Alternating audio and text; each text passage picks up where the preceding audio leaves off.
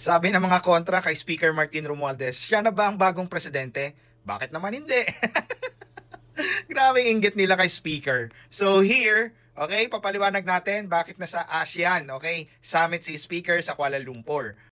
Speaker Ferdinand Martin G. Romualdez extends a warm greeting to his counterpart, Tan Sri Dato Dr. Johari bin Abdul, Speaker of Malaysia's House of Representatives. So, yung mga speaker pala nandyan eh. Sabihin na siya palang presidente.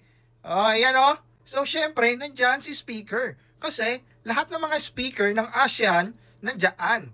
So, hindi naman pwede na kongresista ka lang. Dapat speaker ka.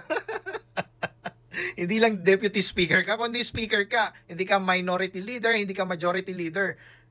Leader ka talaga ng mga kongresista. Yan po si Speaker. Siya po yung Speaker ng House of Representatives, alright?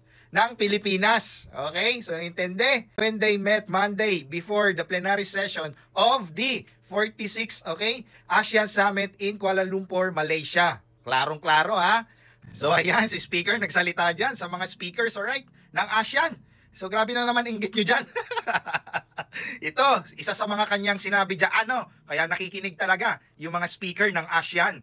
Tsaka ito nagustuhan ko kay Speaker guys hindi niya binubuhat yung sarili niyang bangko or upuan So nagka-credit po talaga siya kay President Bongbong Marcos. Kaya pinapakilala niya talaga sa world leader, okay? Or sa ASEAN leaders na under siya talaga kay President Marcos. So sabi niya doon, under daw po sa leadership ni President Ferdinand R. Marcos Jr. sa bagong Pilipinas anchored on unity, innovation, and exclusivity, a nation agenda that aligns closely with ASEAN's own goals. Southeast Asian lawmakers defend the rules-based international order, empower citizens, and lead the transformation of ASEAN through bold and visionary legislation.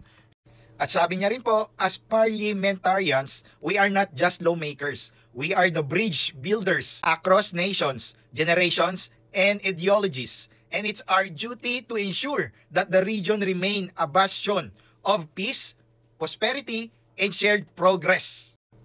Together, let us build a region that is not only prepared for the future, but determined to shape it. Grabe ang ating Speaker Martin Romualdez. Kaya napahanga niya rin po dyan ang mga speaker ng ASEAN.